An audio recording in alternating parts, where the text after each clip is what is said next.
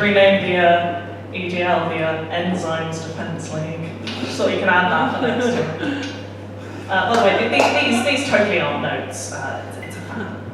Totally not unprepared at all for this.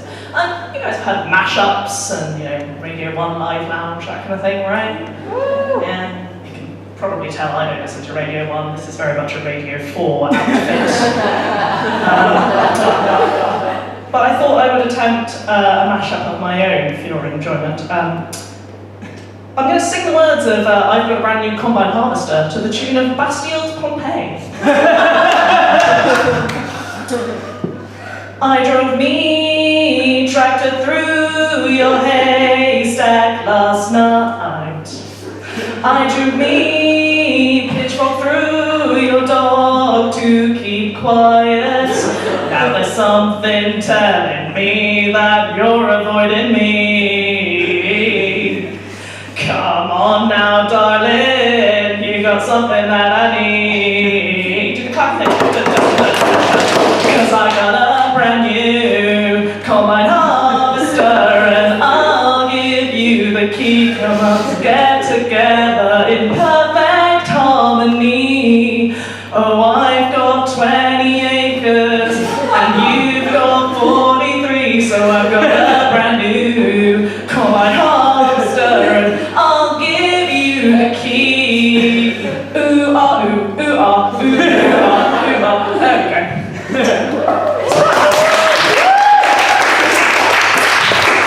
Thank you very much, and I thought that I'd introduce you to my boyfriend. You can't see him because he's a ninja, but I totally have a boyfriend. In fact, I have two. He's a twin, so they're twingers, really. There are some benefits to dating ninjas, pretty fast reaction times. The sex is incredible. You never see it coming. They're very good at chopping planks of wood, It's a shame I don't have a fireplace, I don't really need any. But before these lovely guys, I was single for quite a while, because the last guy I dated was this, stunning, 6'4", blonde, Swedish, abtastic chap. And he crushed my soul and dreams and hopes and zucchinis as he trampled over my vegetable patch on his way out the door. Yes, I have a vegetable patch. I've already gone over the Radio 4-ness of it all. I have a vegetable patch, grow my own veg, I knit, I have fucking teapots on my cardigan. I'm definitely a twee sort of person. In fact, if you want to know just how twee, has anyone heard of the Birmingham Bazaar? Couple of people, kinky fuckers. It is a fetish fair, a BDSM market, and as I was there looking around the various stalls with the ball gags and the ropes and the itty things, I came across a stall with decorative knives and swords. They also have machetes. Now, I've been looking for a machete or a scythe to deal with the tall weeds in my garden for quite a long time. And I thought, can I really buy a machete from a BDSM fair to deal with my garden? Yes, I can. And now I can play badminton because there are no more weeds. So I think my tweeness might be a contributing factor to the loneliness, actually. But yeah, this boyfriend was good for a while. We had some fun memories. So we went to Istanbul together, that was lovely. We didn't need a guidebook because he just led us round with his memory of playing Assassin's Creed. Which was sometimes helpful, sometimes not so much. Be like, oh, that's where you saved the Sultan from an attack. Yes, dear, but where is the metro? I doubt that's in your book. Another fun thing, there's one phrase in Swedish that I just found absolutely hilarious, and he translated it literally into English for me. The Swedish version of born with a silver spoon in your mouth is gliding through life on a shrimp sandwich. It's like, what? Yeah, you never heard that before? No, now I just picturing in my head someone literally surfing on a giant piece of bread down the street. Maybe putting down some extra mayonnaise for lubrication so you can slip down the high street. So there are some benefits to the Swedishness. But when I was left heartbroken and I was single as fudge, I did all the stereotypical things when you're single. Watch lots of Netflix without any chilling. And read a lot of Cosmo. Now, we do make fun of Cosmopolitan magazine a lot, and it has had a bad rep in the past, but they've actually done quite a lot to try and change that. Because in the last few years, they know that they've been made fun of. So they've actually started having articles by feminist writers. Now, an article by Naomi Wolf in the last copy. Anyone heard of Naomi Wolf? She wrote a book called The Beauty Myth, which was making fun of those sorts of beauty magazines. Her latest book is just titled Vagina. Just vagina, nothing else. The history of the vagina. Am I making you uncomfortable saying the word vagina? Anyway, they have a little article for her, and I think it's kind of equivalent to, you could have Jermaine Greer advertising for Maybelline. I only smash the patriarchy wearing extra thick, luscious, long mascara.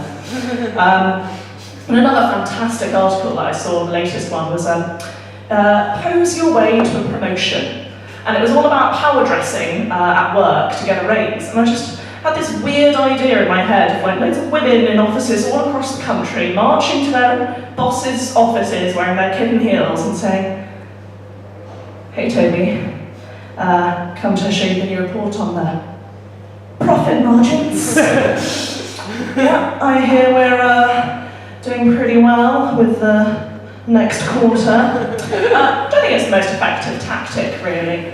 I mean, I tried it at Wetherspoons. Did not get the raise I was looking for. And so one more thing with the Swedish boyfriend who broke my heart and crushed my dreams. Because of his Swedishness, and because I'm a little bit bigoted, but only in like a tiny, I can feel the bottoms clenching in the audience as I say that, but don't worry, I'm bigoted to the extent that I can't buy IKEA furniture anymore, that's it. And it does mean that when I was doing all of my relationship clear out, the photos, the gifts, the teddy bear he built for me at Build-A-Bear, which says, "I love you," but now it sounds like, "You wasted a year of your life on me." I had to dismantle my Billy bookcases as well, and now I am sleeping on a mattress, on the floor, no bedside lamp, or bedside table, or wardrobe, because I got rid of all of my self-assembly furniture. It's okay, because I spend most of my time at the dojo with the twingers. But all of those sort of BuzzFeed articles that say, 8 perks of being single, they're all complete lies. Things like, you have the bed all to yourself. Do you know what a double bed feels like when you're alone in it? Acres of loneliness. It is not pleasant. Do you know what I do to fill those acres of loneliness? I have pillows and stuffed animals to try and fill the void in my heart. And when I say stuffed animals, I mean like cuddly toys, not like taxidermy pets. That would be a little weird. And you can never have a proper dinner party if you're single, because you do need 2 people. And yes, Radio 4, that is a primary concern in my life, is hosting a good dinner party. And you really need someone who's sort of front of house to take people's coats and give them drinks, whilst you're in the sanctuary of the kitchen, sauteing the mushrooms and stirring the sauce and straining the fucking peas, and the souffle hasn't risen properly, and it all looks so easy when Nigella was doing it. But no, alas, when you're alone, you really can't do it. And I really do just want to live inside a rom-com. I love romantic comedies, I love how standard it is. 2 people meet, they have a snark fest at each other, they're in some sort of wacky scenario together, they have sex one time, they realise that they love each other, but there's a horrible misunderstanding, and in the climax of the 3rd act, they realise they wanted each other all along, and they run to each other, and I've literally summarised about 80% of romantic comedies right now. But I really want this in my life. And so the last time I foresaw a wacky situation when I was stuck in an elevator with a rather attractive man, I jammed it deliberately. It was a pity he had extreme claustrophobia. But it was all right. The maintenance guy said, "We're going to get you up and running very quickly." I said, no, I think it's fine. I just sort of sealed up the doors with some homemade toffee I had on me, gave him the paper bag, so that he could breathe in and out of that, and got my flirt action on, and that is how I ended up with 2 ninja boyfriends to saute my mushrooms, if you know what I mean. Have a good night.